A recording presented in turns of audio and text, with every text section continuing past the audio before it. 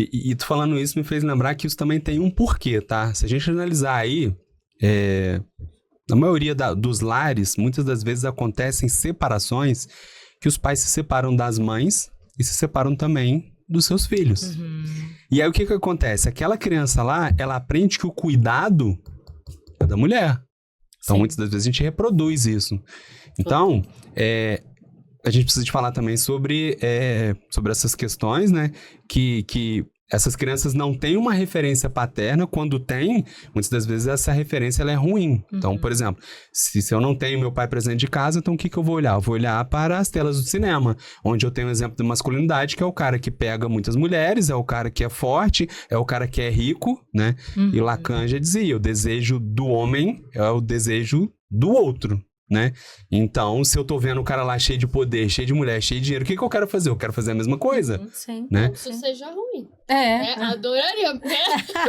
Se meu marido quer ganhar dinheiro, folga o dinheiro. E de novo, equilíbrio. Mas é que uma coisa acaba sendo sinônimo isso não da significa outra, né? não cuidar, não zelar. Equilíbrio, né? Porque assim, a gente também precisa de respeitar as mulheres. Eu não vou sair também pegando todo mundo. A gente precisa de respeitar. A gente não vai sair... aquela questão do que é masculinidade, como se uma coisa tivesse atrelada à outra. Como você falou da caixa, das regras e tal, então masculinidade é isso aqui. É isso, eu preciso fazer isso. Pronto. Não que a gente, de novo, não é crítica, não é que é errado, não é que... Mas assim, nós somos psicólogos, a gente sabe, autoconhecimento. Por que tu tá fazendo isso? Sim. Por que você faz aquilo que você faz, né? E aí, complementando, você falou, gente, a gente não tá falando que é errado beber, não. A gente tá falando que é errado fazer. Mas a grande questão é a intensidade, a frequência e o local que você tá fazendo aquilo, Sim. né? A intenção. E o porquê, A intenção, o porquê, né? Então, por exemplo, se eu chegasse aqui alcoolizado, é claro que eu já bebi uma cerveja em algum dia, em algum momento, de lazer tá tudo bem. Mas se eu chegasse aqui alcoolizado, opa, pera aí, vamos olhar pra isso aí, porque não é o local, não é o momento, né? Depois que a gente sai daqui, tudo bem, eu posso ir, tá tudo certo. Então, é a gente entender por que a gente faz o que a gente faz.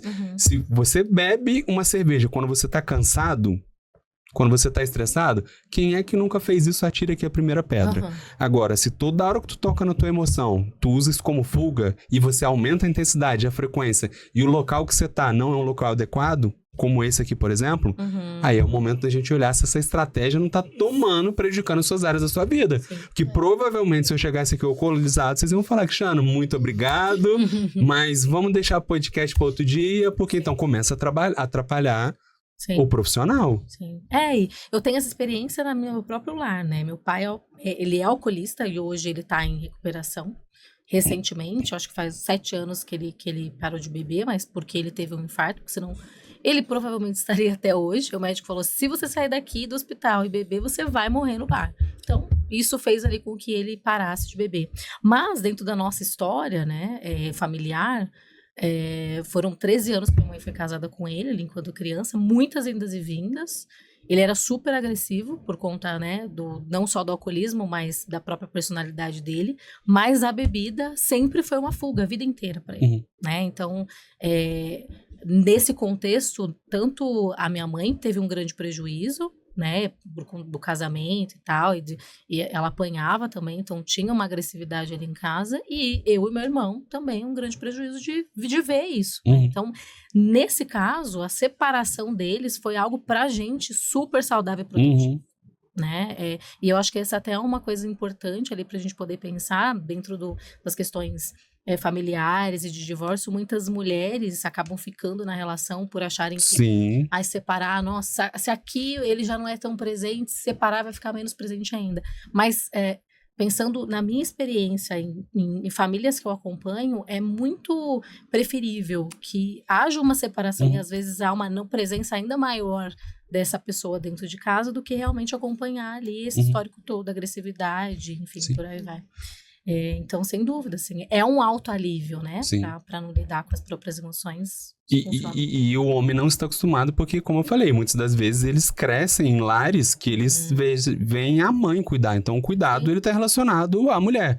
Eu trouxe dados aqui, ó. Hoje, antes de eu vir pra cá, eu olhei no site do Conselho Federal de Psicologia.